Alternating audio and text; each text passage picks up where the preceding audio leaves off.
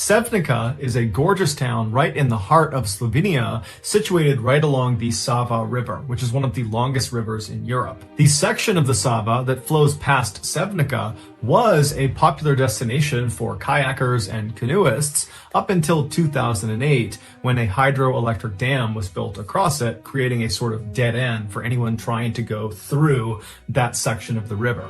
They would have to stop at the dam, get out, walk around, and then pick up the river on the other side, or that would mark the end of their trip that day. In 2008, while this dam was still under construction, the mayor of Sevnica, who was in favor of the construction of this dam, he understood that this was kind of a bummer for the people in town. While the dam itself was going to provide more electricity for the town, it did kind of end an era. And so he decided he would organize a final trip down the Sava River past the dam while they could still go right past it. And he was calling this trip the Final Descent. And so he went all around town asking people if they wanted to come, and he finally recruited 27 other people to come with him on this final trip. And so a few weeks later, on July 3rd, after all preparations were made, the mayor and the rest of his crew, they made their way upstream to this loading area where 4 canoes have been set out for them.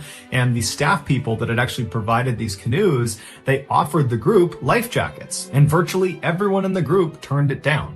It's unclear why they turned down the life jackets, but one could guess that, the river itself was incredibly calm and they were not expecting to be on the water for very long, and so they just decided they didn't need one. And so after all 28 people got into their canoes, 7 people per canoe, they pushed off the shore and they began their slow trip down the river. And the mayor had actually hired a photographer to come along with them to document their journey. So as soon as they take off, the photographer is looking around, taking pictures and filming. The weather was beautiful and the water was calm and everything was just going really, really well. But about 15 or 20 minutes into their journey, they turned this corner and they got a clear view of the dam, which was about 1,000 feet away from them at the time. Now, the dam was not done yet, but it was pretty close to being done. And so the actual structure of the dam, it was built. And so even from 1,000 feet away, it was very obvious to tell that up ahead, there's these big cement archways where the water flows down over this dam. And the whole group pretty much immediately saw they had a problem. The plan, according to the mayor, had been they would get to this dam, but on the left side of the dam, there was going to be a strip of waterway that had not been blocked off yet. Because when this dam was complete, it would completely obstruct the river side to side. But because it wasn't actually done yet, the construction crew had told the mayor that, yep, the left side, there's going to be an area where you can basically just casually go right past. You won't go down the dam. It's totally safe. But here this group is on the water looking at the dam. And even from 1,000 feet away, it was obvious there was no side way to get around the dam. You clearly had to go through the dam or you had to get out and go around the dam. Now, the river was moving very, very slowly. There wasn't a strong current. And so there wasn't some urgent decision that needed to be made about what they were going to do. The group intuitively knew that the right choice here is to, go to the side, get out of your canoes, and either go around or just end the trip right there. But the mayor and a few of the other people in the other canoes got the idea that, hey, why don't we just go over the dam? I know we're not supposed to, and the construction crew explicitly said, don't go over the dam, it's extremely dangerous. But from the looks of it, it doesn't look that bad. And truthfully, it did not look too bad. This was not some enormous dam with some huge drop off. It was actually a pretty small dam where the water kind of went down this fairly small embankment. It was maybe 10 or 15 feet long, and at the bottom of this embankment was some semi-rough water. But overall, it just looked like it might be kind of fun to go down this dam, like you'd be going down a slide with your canoe. And so the mayor was really keen on doing this. He made it seem like it was going to be fun, it was going to be an adventure. So before long, 3 of the 4 canoes were fully on board with the idea of just going over the dam. The 4th canoe that was not prepared to go over the dam had the photographer in it. And they said, we're not comfortable with this, but we'll pull up next to the dam and we'll just film you guys going over the dam. It'll be really cool. And so after making their plans about who was going to do what, the 4 canoes continued down the river. And when they got about maybe 100 or 200 feet away from the entrance to this dam, the 4th canoe with the photographer pulled off on the left side of the river. They got out, and the photographer lifted up his camera and he began filming the other 3 canoes as they made their approach into the dam. Now, the video from this photographer that was released to the public, it shows the first of these 3 canoes actually going into the dam. And you see these 7 people on this canoe. They're kind of happy and excited looking. They have nervous anticipation like they're about to start a roller coaster or something. And they're making their way into this dark section inside of the dam. They're basically going through the gates of the dam where they're going to go down this embankment. And as they go into the darkness, as you begin to lose sight of them, you see the back end of the canoe suddenly pops up because now they're going down the actual dam itself. They start sliding down, and then you hear someone in the canoe start to scream, and then it goes completely silent. And then the video just ends. That canoe, right after it slid down that downslope, it would reach the waters below, but the canoe would capsize, throwing everyone on board into the water. And these 7 people, they didn't even have a chance to catch their breath before they were sucked under. Not only because the water was rough at the bottom of the dam and kind of was churning and pulling them under, but also because this is a hydroelectric dam. And at the bottom of the dam, underneath the water where they were all these big openings to underwater tunnels. And these tunnels functioned like vacuums. It pulled water down inside and then ran the water past a turbine, causing it to spin, and that would generate the electricity. That's what the dam actually did. And so after the water was pushed past this turbine, it would be jettisoned out somewhere else downstream. Now, even though this dam was not fully operational yet, these tunnels and the turbines at the bottom of them, they were operational. So as these 7 people are dumped into these incredibly dangerous waters and they're getting pulled down towards these tunnels, the other 2 canoes, they have no idea what's going on with this first canoe. And so they just continue on and they go over the dam. The second canoe that went down the dam, they also capsized at the bottom. All 7 occupants were thrown out and they were sucked down underwater almost immediately. The third canoe that went over the dam, they did not capsize, and so after they cleared the dam and kind of paddled away, they began looking around for the other 2 canoes that should have already been down there. And there was nobody out in front of them, and so they turned around thinking maybe they're closer to the dam, and they don't see anyone, but they see one of the canoes is completely flipped over, and the other canoe has been broken apart in the churning waters right at the base of the dam, and they see the wood from this canoe just getting tumbled around. And so this third canoe immediately turns and tries to paddle over to the base of this dam to try to start pulling people out of the water, but when they get over there, there's no one there. The 14 people that had been in these 2 canoes, they're gone. Ultimately, 13 of the 14 people that fell in the water that day would perish, and one of the fatalities was the mayor. The only person who survived who fell in the water was actually the mayor's wife, who by some miracle managed to swim out of the grasp of these tunnels under the water and made it to shore. Over the next several days and weeks, police divers were able to eventually find all 13 bodies, one of which had traveled 25 miles away to Croatia. No information was given about the state of the bodies when they were found, and so we don't know if having been sucked down through these tunnels and forced past these underwater turbines played a role in their death. All the public knows is that all or most of these 13 people were sucked down into these tunnels and then they died.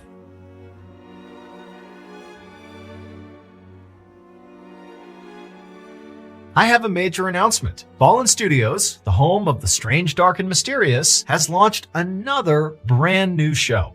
It's called Late Nights with Nexpo. It is totally free. It's a podcast, and it's hosted by none other than Nexpo, who you might already know from YouTube, who's been around for many years. He's got millions of subscribers on YouTube.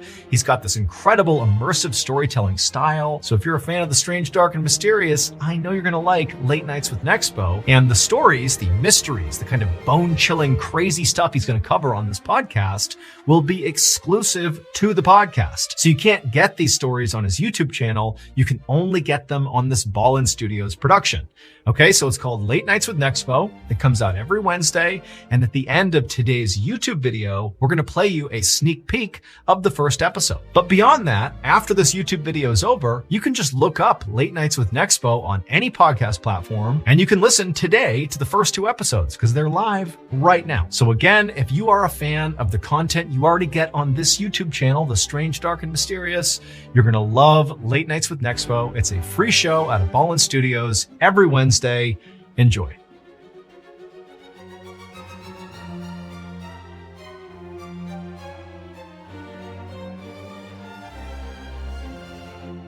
In the early 1980s, John Harder was the classic, athletic, popular kid at his high school in Delaware, Ohio, which is a relatively small town just outside of the state's capital. But unlike most stereotypes that paint high school jocks as being these total jerks that bully people and they're kind of stupid, John was none of those things. He was incredibly friendly and very warm-hearted and seemed to get along with everyone. John also was known for having a great sense of humor. In particular, he liked to play these kind of harmless pranks that would make people smile, like the time he very enthusiastically joined the cheerleaders during a high school pep rally, despite not actually being a cheerleader himself. John was set to graduate from high school on June 5th, 1983, and his plan was to study accounting at Kent State University the following year.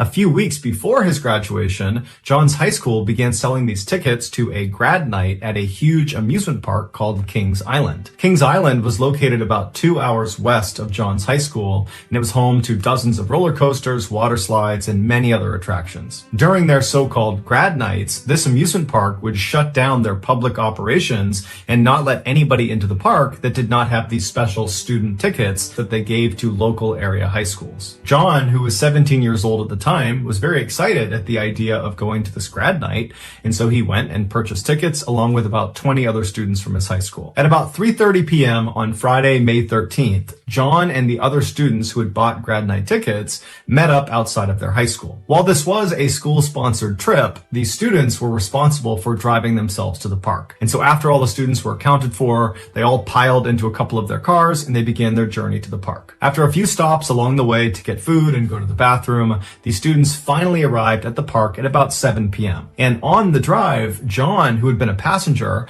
had drank half a bottle of rum and about 3 to 6 beers. And so when he got out, he could barely stand. He was so drunk. And so the students made their way over to the front gate. They showed the attendant their grad night ticket and they were allowed inside. And surprisingly, despite it being this special night where only people with these tickets were allowed in, it was still pretty crowded. There were lots of students that apparently wanted to come to this event. Once John and the rest of the students from the Delaware High School had come inside the park, there was no rule that they had to stick together for the duration of their time there. And so they all kind of broke into their separate groups and went their separate ways. In John's particular group was his girlfriend Pam, and for the first hour they were in the park together, all they did was bicker and fight. Onlookers would say John looked visibly upset and very emotional and very drunk. By 8:30 p.m., when John's group had gotten in line for this roller coaster, John was now openly saying, "I don't want to be here anymore. I just want to go home." It was pretty obvious he was still just mad at Pam, and that's why he was saying all this, was just trying to make Pam feel bad. And so some of the group members told John, just, "Hey man,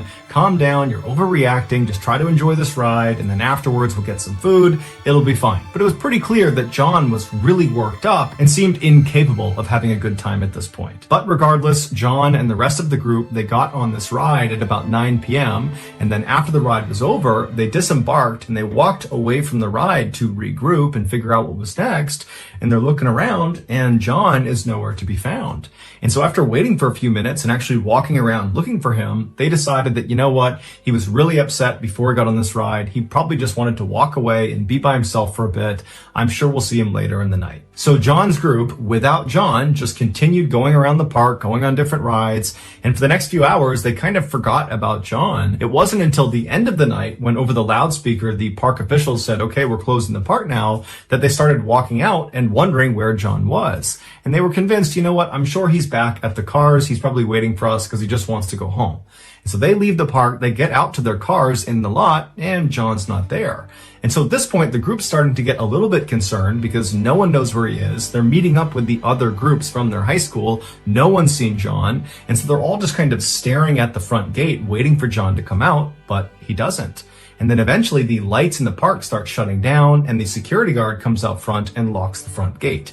And that's when the group knew they had a problem. After an extensive investigation by police, This is their best guess as to what happened to John. After John and his small group rode that roller coaster around 9 p.m., John very quickly disembarked the ride before anybody else in his group could see him, and then John stumbled his way towards the replica Eiffel Tower that this park was famous for. This tower stood at about 300 feet tall and was built to be an exact replica of the Eiffel Tower in Paris, France, but this one at Kings Island was only a third the size. It had 3 elevators that went up the center of the structure, and the elevators would stop at a 50-foot platform and a 275-foot platform where guests could look out and have a great view of the park. While today, the only way to access these 2 viewing platforms is through these elevators, at the time John was at the park in 1983, the park actually had a flight of stairs that went from the ground all the way to the very top of the tower that went right up the middle of the structure, and the public was allowed to take these stairs all the way up to the first platform, that 50-foot platform.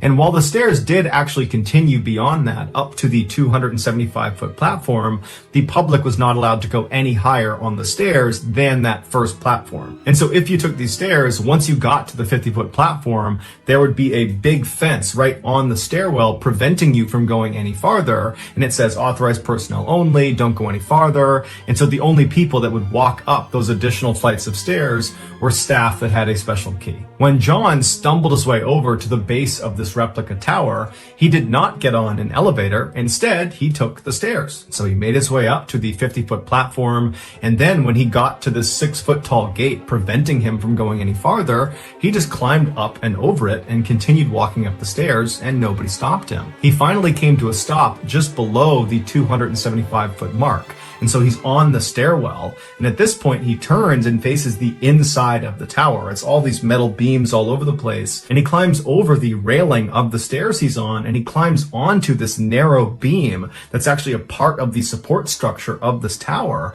and he grabs onto the beam above him and just begins walking along this beam towards the center of the tower where the 3 elevator shafts are. Now, there's no safety net on either side of John, so if he slips and falls, he's falling hundreds of feet to the ground. And if he keeps walking and actually gets into the elevator shaft, there's nothing protecting him from being struck by one of the elevators, because the people who built this tower were not thinking about people walking on these exposed beams hundreds of feet up into the air. This is a totally dangerous and unauthorized area. But John just continues shimmying across this beam until he does get to the middle of the tower, and now he's literally standing looking down into the elevator shafts. And as he's most likely looking around, admiring where he was, one of the elevator cars below him began to start moving. To understand what happens next, you need to have a rudimentary understanding of how this elevator worked. A large metal rope was attached to the top of the elevator car, and from there it was thread up the elevator shaft all the way to the top,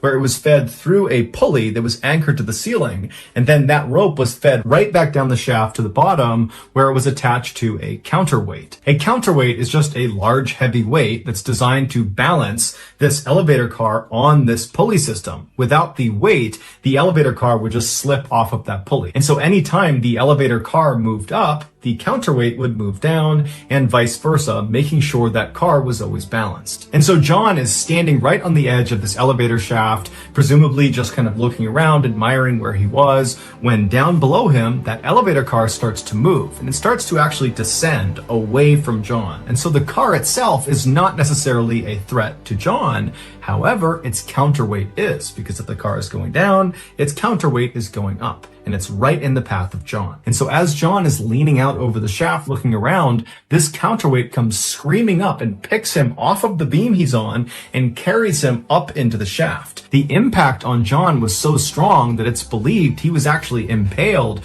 on some of the exposed metal wiring on top of this counterweight, and he got totally tangled up in all of the cables on top of there. And so as John is desperately trying to free himself, the elevator operator, there was always a staff member inside of these elevator cars, he actually noticed when John got stuck on the counterweight. But of course, this worker would have no idea that's what it was. They would later recall, it just felt like the car suddenly jumped. And so this worker, fearing that something had gone wrong with the elevator car itself, he decided he would ride it all the way to the bottom, let everybody get out, and then ride back up to the top totally empty to make sure that the car actually worked before allowing people back on. And so the worker went to the ground, everybody got out, he closed the doors, he began his ascent. He got to that first platform at 50 feet, no issues. He got about 10 feet above that first platform, so at about 60 feet, when all of a sudden he hears an unbelievably loud thud on the roof of his elevator car, causing his car to immediately come to a stop. And then blood began pouring over the sides of the car over the windows. After getting stuck on the counterweight, John probably did everything he could to try to free himself, but he just couldn't do it. However, when that elevator worker decided to go back up again to test the capacity of the elevator car, it reversed the direction of the counterweight that John was stuck on. And so as that car was going up, John began going down, and it was on this descent that parts of John's body must have been dangling off of this counterweight, and they must have struck one of the beams as he was going down, and that beam effectively pried him off of whatever he was stuck on and threw him over the edge into the center of the shaft. And so John would fall 200 feet and he would land on top of that elevator car, dying instantly. The park was very quick to block off the ride and the whole scene and got police involved very quickly. So only a very small number of guests and employees were aware an accident had even happened, and very few of them were aware that it had been a fatal accident. As for the police, they knew they had a dead body, but they had no way to identify the body. There was no ID cards on John, and so they had no way to let his friends know that were in the park or to tell his family. And so it wasn't until that night, when John's friends are out in the parking lot waiting for John to come out again, that they got really worried, and they went up and spoke to a security guard at the front of the park. And that security guard, after hearing their story, would tell them that actually there had been an accident in the park and there was a body, and the police are still trying to identify this body. And so maybe you guys want to go over to the hospital and see if it's your friend. And so sure enough, the friends went to the hospital, and they would confirm that the body was John Harder. To this day, no one knows for sure why John did what he did. Some say he was just drunk and it was a dumb decision that led to his death. Others say he was suicidal, but many of the people that were close to him say, no way, he was not suicidal. And other people say, John, he loved attention, and so perhaps this was a dangerous stunt gone too far. But regardless of his reasons, John had clearly intentionally entered an area that was off limits, and it got him killed.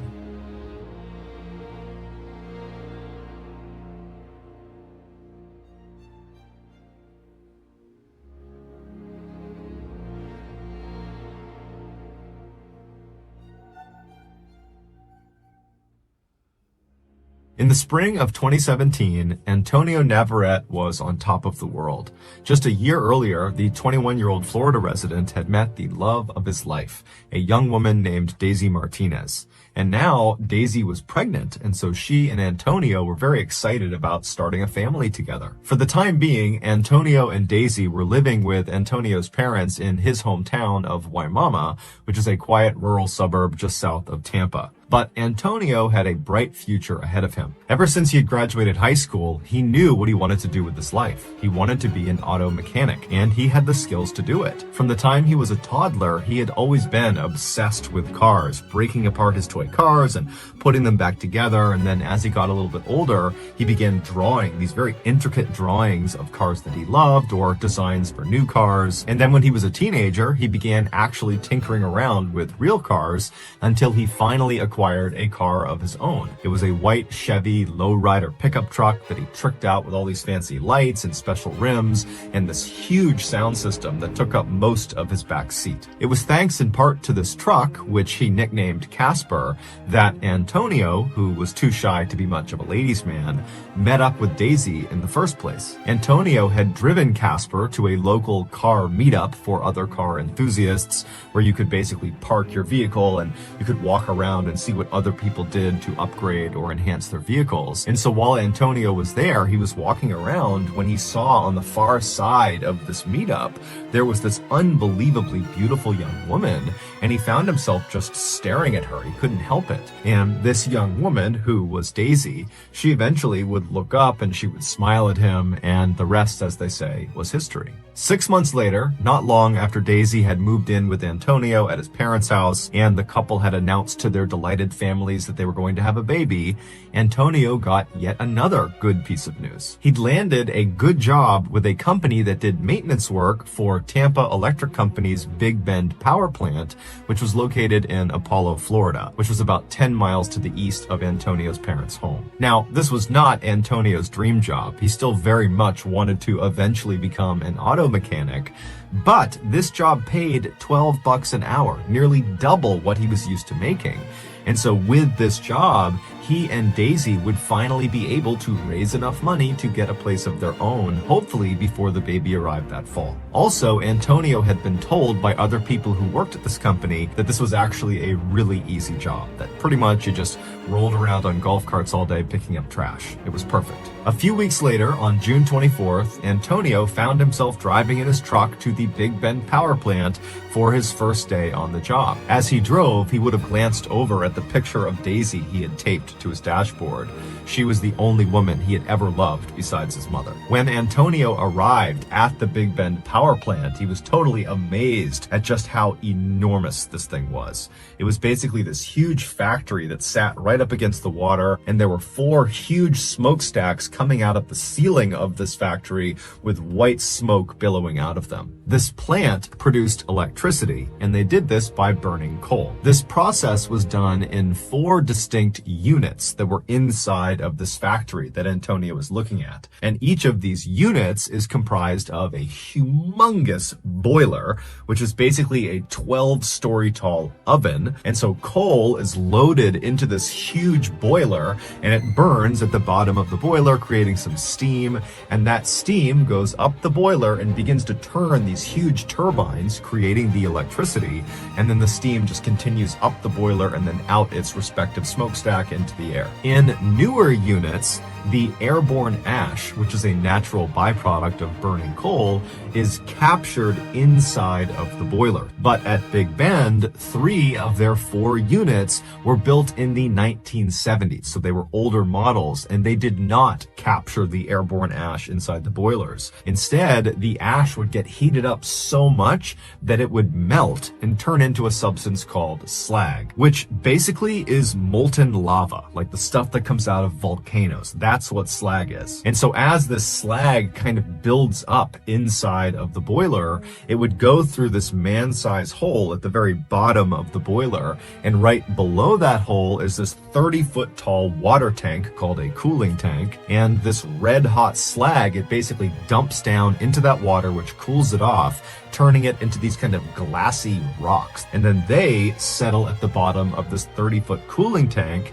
and at the bottom of the cooling tank is this grinding mechanism that pulls these hardened, cooled off little boulders of slag into it, and it crushes them up and spits them out on the other side as little tiny bits of slag chips. And then these chips get sold for use in everything from sandpaper to roofing shingles. So after Antonio had spent several minutes just admiring this gargantuan building he would be working in, he gathered up his things, he hopped out of his truck, and he headed toward the front doors. That day, and the next couple of days, were very uneventful for Antonio. He basically just sat in a break room and watched videos about safety and training, and then when he wasn't doing that, he was out trying to navigate around the inside of this huge factory, which was basically this huge maze. And he found very quickly that it was a very hazardous place to work, as there were huge trucks moving around inside of it, it was super loud, and there was just heavy machinery operating constantly all around you. But after several days of just kind of walking around and asking people what things were, Antonio felt like he had a pretty good handle on the layout and also on what his job would entail. On Thursday, June 29th, so just 4 days into doing this new job, Antonio woke up in his parents' house in a really good mood because the next day, that Friday, Daisy was going in for an ultrasound and they were going to find out whether their baby was a boy or a girl. And he was very excited about this. And so Antonio came downstairs, he grabbed a quick bite to eat, and then he kissed Daisy on the cheek, and he headed outside into his truck and began the commute to work. A few hours later, Antonio's mother was in the grocery store when she pulled her phone out of her purse, and she noticed Antonio had called her and she missed it, but he had left a voicemail. And so she played the voicemail and then put the phone to her ear.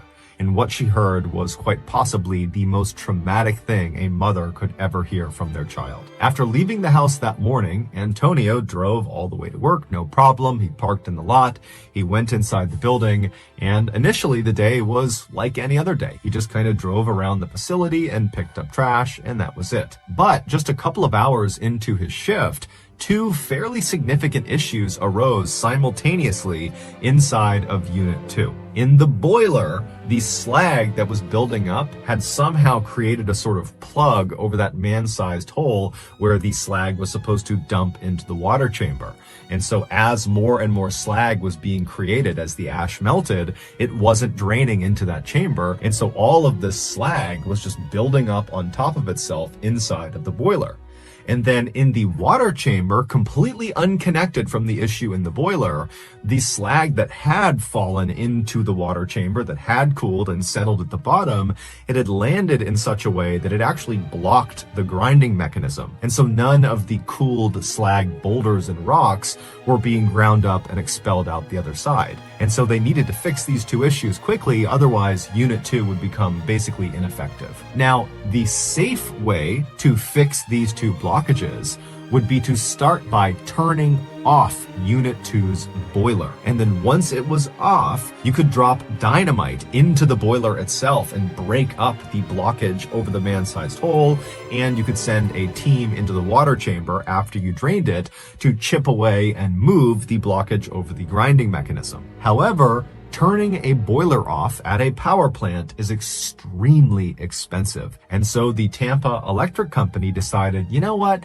Let's just have them fix these blockages without turning the boiler off. And so at 4 in the afternoon, a senior plant manager rounded up 5 other employees, which included Antonio, to come with him and do these repairs inside of Unit 2. And so the plan was to empty all the water from the cooling chamber of Unit 2, and then once it was empty, they would open something called the doghouse door, which is on the outside of the cooling chamber towards the bottom. They would open that up, giving them a line of sight into the bottom of this cooling chamber where that grinding mechanism was, where all those slag rocks had kind of come to a stop on top of it, and they would fire water cannons into the bottom of this cooling chamber to attempt to dislodge these slag rocks off of the grinding mechanism. And then after they cleared that blockage, they would shut the doghouse door and they would somehow deal with the blockage inside of the boiler. But that felt like a secondary issue. They needed to make sure the grinding mechanism was cleared before they did anything else. Now, you need to understand that this company had asked their employees to do this type of repair before, to do it with the boiler still on. And in the past, nothing bad had ever happened. And so these 6 guys, including Antonio, must have thought this was just totally routine, that we would never be asked to do something like this if it was extremely hazardous. But it would turn out what they were doing, making these repairs with the boiler still on, was quite possibly the most hazardous thing they could possibly do at this plant. But either way, the 6-man team made their way over to Unit 2, and they began taking up positions with their water cannons right in front of the doghouse door. Antonio's job for this operation was actually not to be involved in getting the slag free. He was just going to be there to clean up during and after the operation. And so he stood kind of in front of the doghouse door, but maybe 10 or 15 feet back, just kind of standing back, watching the other guys do their jobs. Now, you need to understand the scale of the machinery in front of Antonio and these other men. You have the water chamber, which is 30 feet tall, and then above the water chamber is the 12-story tall boiler that is still on. So there's coal actively burning inside of it. There's red hot slag, so like lava, just kind of tumbling around inside of it. And the steam inside of this boiler is well over 1,000 degrees Fahrenheit. And so they are dwarfed by this totally dangerous piece of machinery. But eventually, their operation begins. The senior plant manager has the water chamber drained, and then after it's empty, they open the doghouse door, and Antonio watched as the other 5 men took turns with their water cannons, firing them through the store at the big slag rocks that are sitting on top of the grinding mechanism. And it wasn't really working that well, but they were starting to make some progress, and Antonio likely was just kind of getting bored waiting for this to be over, because there really wasn't much for him to do. There wasn't much cleanup. And then as he's standing there, there, something horrible happened. Because the boiler had been left on, all that ash was still getting melted and turned into slag. And the slag was not being drained because that plug had formed over the man-sized hole in the boiler. And so you have all this slag that's building up. It's getting heavier and heavier and heavier.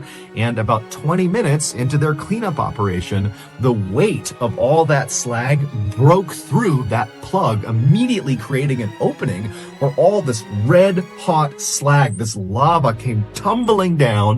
It rebounded on the back end of the empty water tank and shot out of the doghouse door like a tidal wave of hellfire. And in seconds, thousands of gallons of this lava-like substance was all over all 6 men. It was like a wave going over them. And then after the slag hits the ground, they were all standing in 6 inches of basically lava that stretched in 40 feet in any direction. Now, unlike trying to run in, let's say, mud or deep water where you're just kind of moving slowly, every step you take in this slag, basically your foot melts into the slag. So with every step, your shoe melts, then your skin melts, then your bones melt into this substance. And so all these men, after immediately being hit with this stuff and catching on fire, literally, they likely tried to start running, but it was like their bodies were slowly consumed by this slag feet first. And so Antonio tried to run like the rest of them,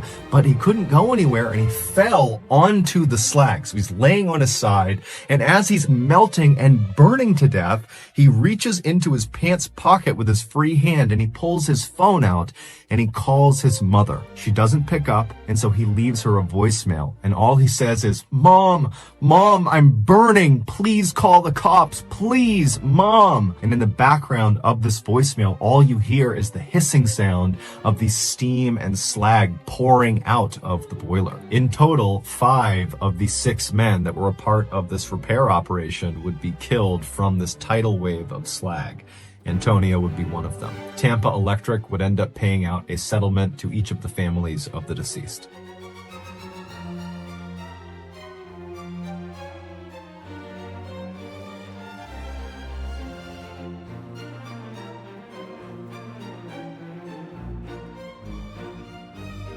Something most people don't know is you can't just put scuba tanks on and then dive down to any depth and come right back up again. The compressed air inside of those scuba tanks would be a mixture of oxygen as well as most likely helium and nitrogen. And when you're breathing that compressed air, the oxygen would get breathed up and then not linger inside of your body. But the other inert gases, the helium and the nitrogen, they would be breathed up and then absorbed into your bloodstream, and they would stay there until you resurfaced. Now, it's completely harmless as long as you understand how it works getting those gases out of your body. In a nutshell, as you ascend, these inert gases will leave your body on their own, but it's a gradual process. If you rocket to the surface before this takes place, these inert gases will not leave your body and they'll expand inside of you, and your body will become the equivalent of a shaken up soda can. And so at best, having all these bubbles inside of you is very painful. At worst, it's lethal. The term for this condition is decompression sickness, but it's better known as the bends. The way divers protect themselves from getting the bends is on their ascent, they do what's called a decompression stop. This is something that is planned into the dive where they stop at a certain depth for a certain amount of time, and that guarantees the inert gases have diffused out of their body before they reach the surface. Now, the deeper you go, the more decompression stops you'll have to do, and the longer they will take. For example, ascending from 2,000 feet would take over 33 hours to do safely. But luckily, none of us are trying to dive down to 2,000 feet. Well, unless you're trying to be an oil and gas saturation diver. Saturation divers, or SAT divers, do construction and demolition at depths of up to 2,000 feet below the surface. But they don't spend 33 hours ascending after every single dive. Instead, after their dives, they're artificially kept at their working depth. The way this works is the SAT diver climbs inside of a pressure chamber on board a ship or on board an oil rig, and this chamber also doubles as their living quarters. There's beds and there's a bathroom, but it's laughably small and uncomfortable. It looks like a small submarine.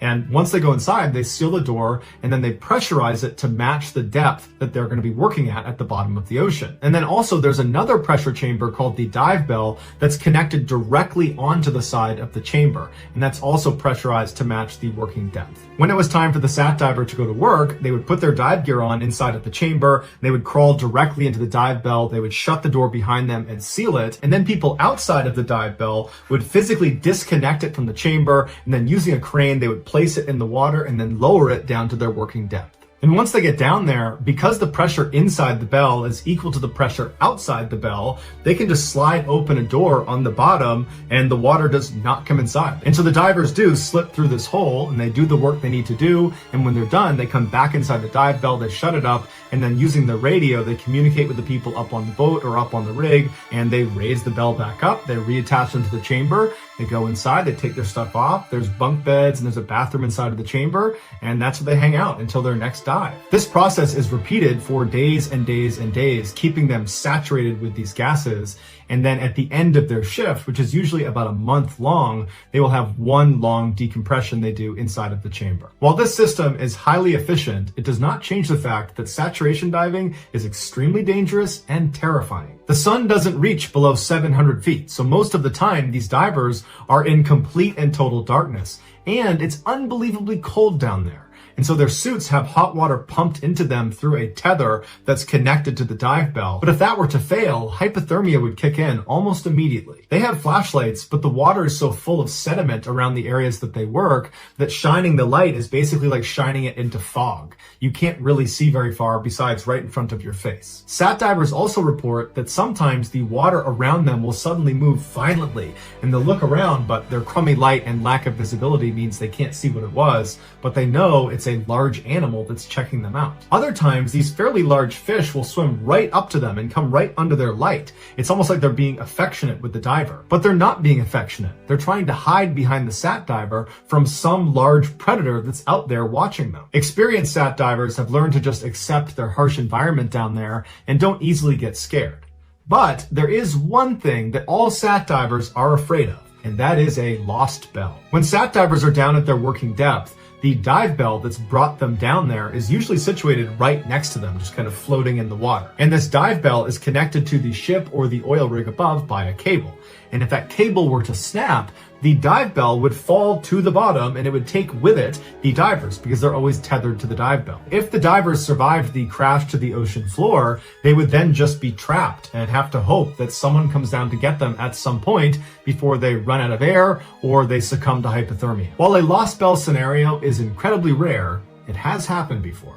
On August 7th, 1979, Richard Walker was inside of a pressure chamber on board a ship in the North Sea. He was a saturation diver who for the past 10 days had been in saturation and honestly was just over it. He wanted to go home to his wife and his 15-month-old daughter. That evening, before his scheduled dive, he wrote in his journal, "Dear God, I just want to get out." Soon after writing this entry, he and his partner, Victor Giel, put on their dive gear and hopped into the dive bell. The bell was detached from the chamber and then brought over to the side of the ship, and right before they lowered it into the water, somebody noticed the location transponder that basically beamed up where it was down below had become loose. And so the decision was made to just remove it. And so after they pulled it off, they lowered the dive bell onto the water and then slowly lowered it down to their working depth, which was 485 feet. Once they got down there, they opened up the hole at the bottom of the bell, and then they began taking turns exiting the bell to go work on this underwater structure. A few hours later, at 2:45 in the morning, Richard was the one outside of the dive bell, and he heard something behind him, and he turned around and he saw the dive bell had slightly tilted on its side. Right as he noticed this, the radio in his helmet kicked on and told him he needed to go back inside the dive bell immediately, and they were going to try to pull them back up. And so Richard went inside the bell, he closed the hole behind him, and then he and Victor listened to the radio as they told them that the main cable holding the dive bell had slipped out. Now, this main cable was not the only thing connecting the dive bell up to the ship. There was also another clump of wires and tubes that was called the umbilical that ran all their power and hot water and their comms down to the dive bell. But this umbilical was not meant to be load-bearing. But as it stood with this main cable gone, the umbilical was holding the dive bell from slipping to the bottom of the ocean. And so the crew up on the ship decided their only choice was to use the umbilical to reel this dive bell back in. And so they began pulling them up by the umbilical, and almost immediately it completely snapped, and the dive bell fell to the bottom of the ocean about 50 feet below. Now, normally a dive bell would have what's called a clump weight hanging off the bottom of it. And in an emergency, you could detach this clump weight and the dive bell is buoyant enough it would go up to the surface. But Richard and Victor's company had cut corners and not used a clump weight and instead attached weights directly to the dive bell, which meant when they hit the ocean floor, the actual dive bell was sitting on the ocean floor where that hole they would normally escape from was pressed into the seabed, so they could not get out of their dive bell. Whereas if there had been a clump weight, the clump weight would have hit the ground and the dive bell would have hovered slightly over it. And so worst case scenario, they could have gotten out and done a wet transfer into another dive bell. So with the umbilical cut, they had no radio communication, they had no heat, they had no light, and they had very little remaining oxygen. And so all they could do was just sit in darkness and hope somebody rescues them. Less than 30 minutes later, another dive ship arrived and offered to help. Now, they were not expecting to dive that night, so it took about 3 hours before they actually had their rescue divers in the water. And unfortunately, because the location transponder had been removed from the dive bell before Richard and Victor went under, it made it almost impossible for these rescue divers to find it. But after an hour of looking around, they finally found it. It was 7 a.m., and they went right down to the porthole and they shined a light inside of the dive bell. And inside, Richard and Victor are given a thumbs up, like, hey, we're okay, we're just ready to get rescued. The fact that Richard and Victor were okay was communicated back up to the surface, and everybody on top was so excited, so relieved. And in fact, they called Richard's wife and they told her that, hey, there's been an accident, but your husband's just fine, he'll be out very soon. But despite these rescue divers locating the dive bell, because the ship up above that they were attached to kept moving around, it was proving to be extremely difficult for them to stay over the dive bell. And so for the next 2 hours, these rescue divers desperately tried to thread a new wire through the top of the dive bell, but it was going so poorly, and they kept going around and shining their light into the porthole to check on Richard and Victor. And it was very clear that their situation was getting worse and worse by the second. They were not giving thumbs up and smiling. They looked panicked and desperate, and they'd been without heat now for hours, and it was obvious they were running out of oxygen. Finally, at 9 a.m., so 6 hours after Richard and Victor had first hit the sea floor, the rescue divers managed to get a new cable through the top of the dive bell. And before they signaled to have it brought back up again, they shined a light through the porthole to check on them one more time, and they saw that Richard and Victor were just sitting there with their head in their hands. They were clearly still alive and lucid, but it was like they understood they have very little time left, and if this doesn't work, they're doomed. At this point, the rescue divers called up and said it was ready. They got pulled up to the surface, and then the ship began pulling up the dive bell, and almost immediately the cable snapped. And everybody up on the surface knew that at this point, it was almost impossible for them to survive. But nonetheless, rescue divers went down, and it took a while to find the dive bell because it had moved. But when they did, they shined the light through the porthole, and Richard and Victor were still very much alive, but they were not looking to interact with the divers at the window anymore. They were just sitting there looking down. They were despondent. It was like they were making peace with what they understood was going to happen. They were not going to get out of there. And over the course of the next several hours, as these rescue divers tried desperately to get a new cable through the top of the dive bell, they kept checking on Richard and Victor, and each time they checked, they would slouch lower and lower in their seats until both of them were laying on their side. And then finally, the rescue divers got a cable through the top, and then afterwards, they went back up to the ship, and then the ship was able this time to pull the dive bell up and back on board. But when they opened the door, both Richard and Victor had passed away.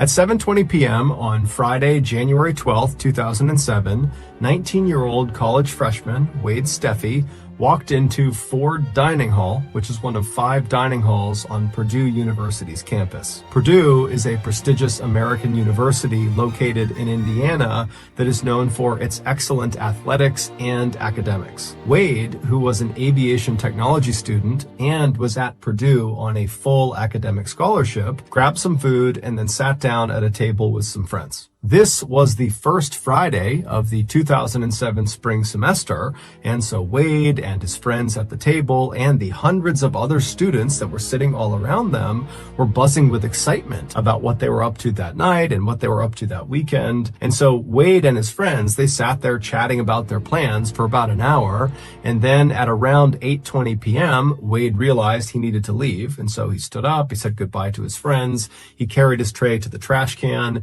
and then he made made his way out of the doors he came in on. And so once he was outside of the dining hall, he immediately turned right and walked the very short distance to the building that was right next to Ford Dining Hall. And so that building was called Owen Hall, and it was a dormitory. Now, this was not Wade's dormitory. He actually lived in a different dorm called Cary Quad West, which was located on the other side of Ford Dining Hall. And so Wade goes inside of Owen Hall because he has some friends in there, and he makes his way to their room, and when he goes inside, he sees they're all kind of sitting around chatting and drinking some alcoholic drinks.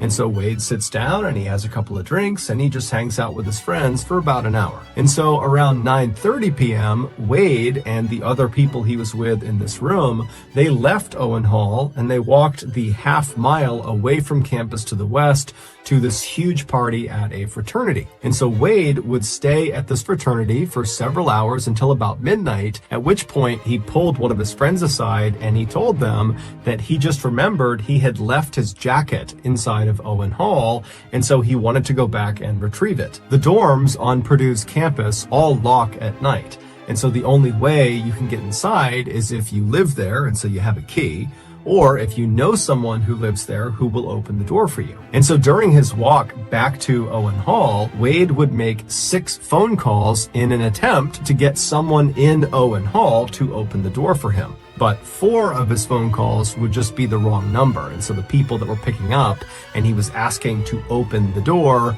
they didn't know what he was talking about, and so they hung up. But he did call 2 people that did live inside of Owen Hall. However, they didn't answer their phones. And so around 12:30 a.m., Wade arrived at Owen Hall. He put his phone back in his pocket and he just walked up to the doors, which were locked, and he just started knocking. And eventually a resident of Owen Hall who didn't know Wade and Wade didn't know them, they heard the knocking and they came out to the door to see what was going on, and they looked through the glass and they saw Wade, and apparently they decided that Wade looked too intoxicated to let into the building, and so they refused him entry. And so Wade apparently stood there. He kept knocking for a little bit, but he eventually just kind of gave up. He turned around and he walked away. Fast forward a few days to Tuesday, January 16th, and Wade's roommate, who had actually been gone all the past weekend, he returned, and the first thing he noticed when he got back to his dorm was that Wade was not in the dorm. And so he called and texted Wade, but he didn't get a response.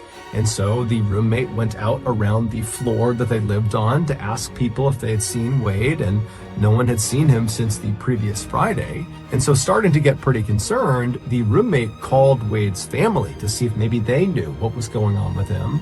But his family had no idea. And so by the end of that day, the police had been contacted about Wade potentially being missing, and they in turn contacted Wade's cell phone provider, and they were able to determine that Wade's cell phone was still showing up somewhere on Purdue's campus, although they couldn't figure out exactly where. So that evening, a massive campus-wide search was launched with hundreds of police officers and volunteers. Even the school's equestrian club came out with their horses to search the nearby woods. But despite this huge search effort that would go on for several weeks, the only thing they would find of Wade's was one of his shoes. It was found on January 20th, so just 4 days into the search, and it was located right outside of an exterior door that led into a maintenance room inside of Owen Hall.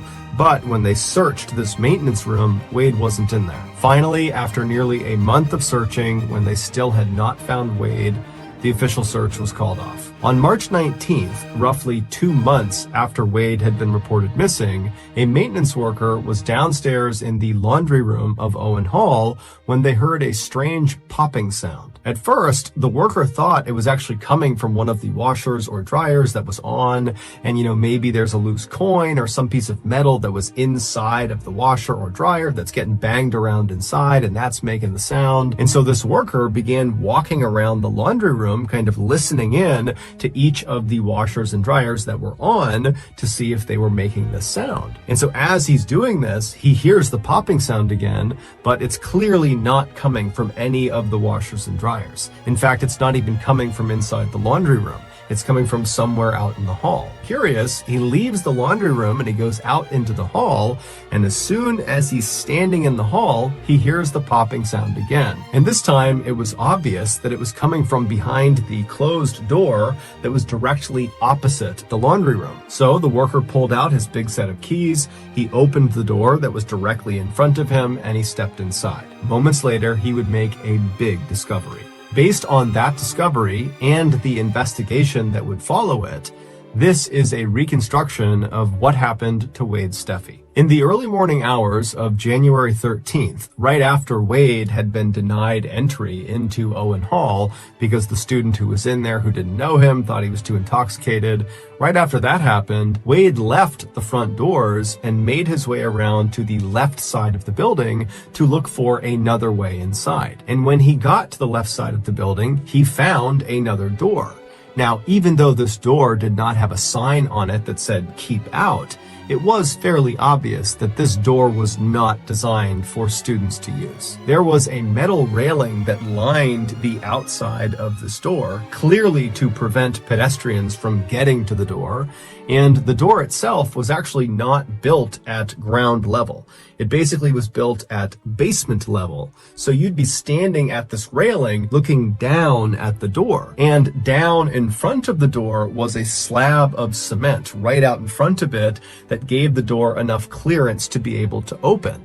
And so basically there was a railing around a pit, and that was where the door was. The proper way to get to this door was to literally climb over that railing and jump down into this pit. And then you'd need a key to open this door because it was always locked.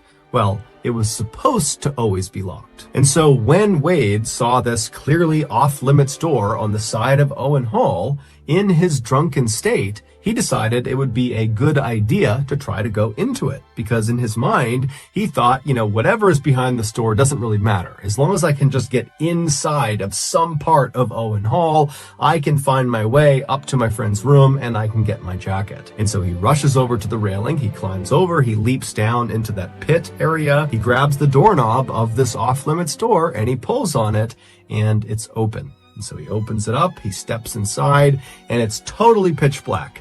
And all he can hear is the sound of machines humming and whirring in the darkness. And again, in his drunken state, he decides this is still a good idea. His only concern was he couldn't find a light switch, and it really was basically pitch black in here. And he was worried once the door shut, not only would his only light source be totally cut off, but it might actually lock behind him, and then he'd be trapped inside of this room.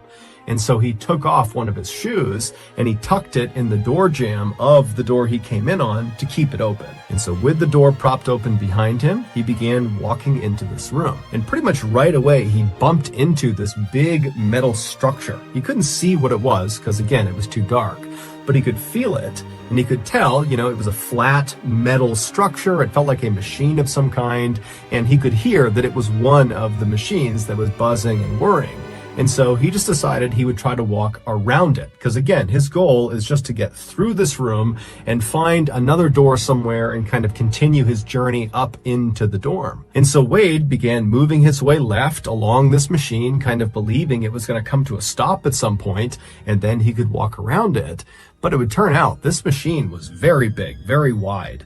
And so by the time he actually got to the left edge of this machine, he was practically right up against the wall of the room he was in. And when he got there, he realized the space between the side of the machine and the wall of the room was big enough that if he turned sideways, he could basically squeeze his way past it. Now, he had no idea how far into the room this strange machine went, but in his drunken state, he decided it was a good idea. And so he turns sideways, so his back is to the wall of the room, and his chest is going to be facing the machine, and he begins pushing himself into that narrow space. And so as he's making his way, his hands are up, kind of protecting his face and neck, and at some point, he kind of begins to trip. Now, he didn't actually fall because he's basically wedged into this tight space.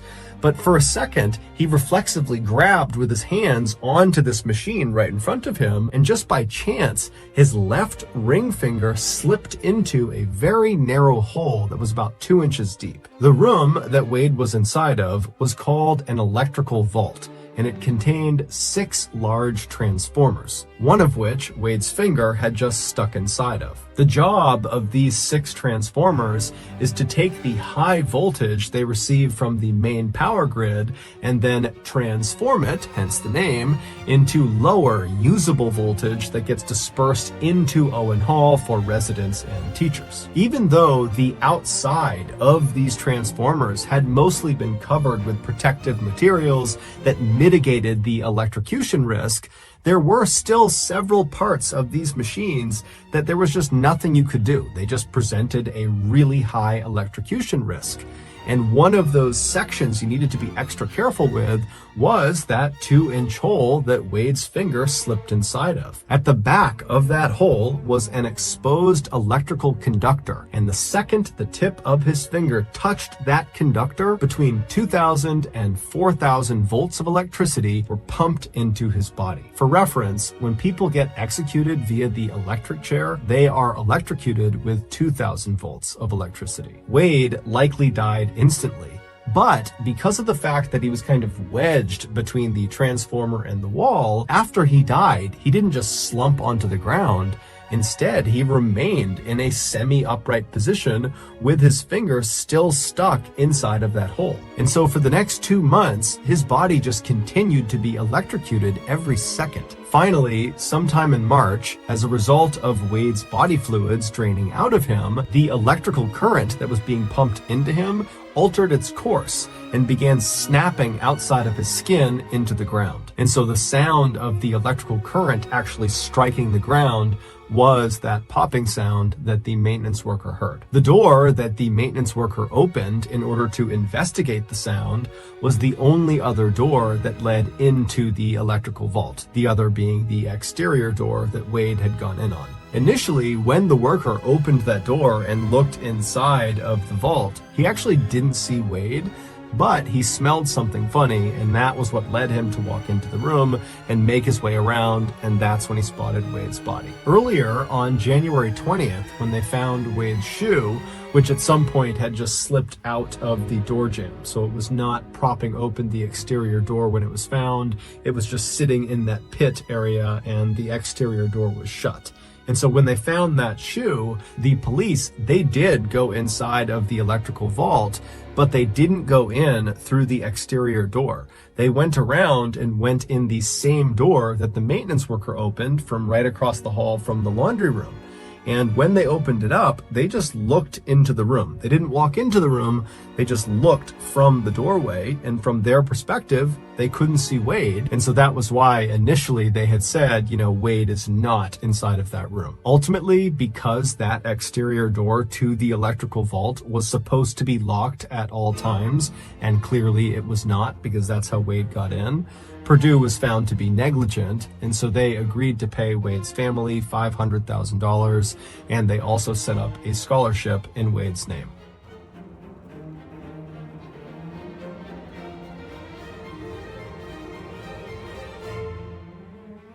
And now, from Ballin Studios, here is a clip from our brand new show, Late Nights with Nexpo. You can find this show on any podcast platform, so when you're done listening to this, go find it, give it a follow, and tune in every Wednesday for new episodes. Enjoy. You awake from a shallow sleep. For a moment, you think it's morning already, but then you remember it's still night.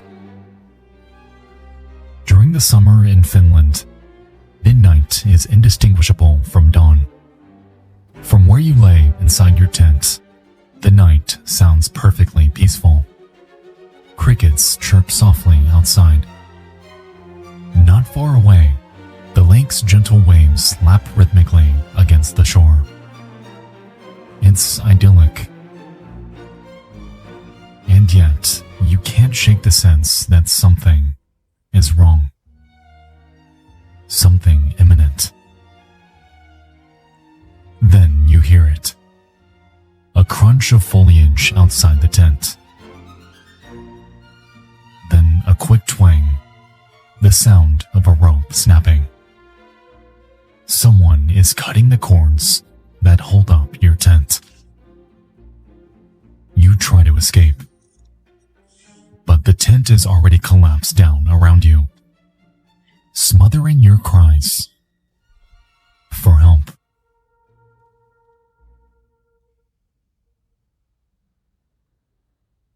If you find this video interesting and useful, don't forget to subscribe to the channel and turn on the notification bell to stay updated with the latest videos.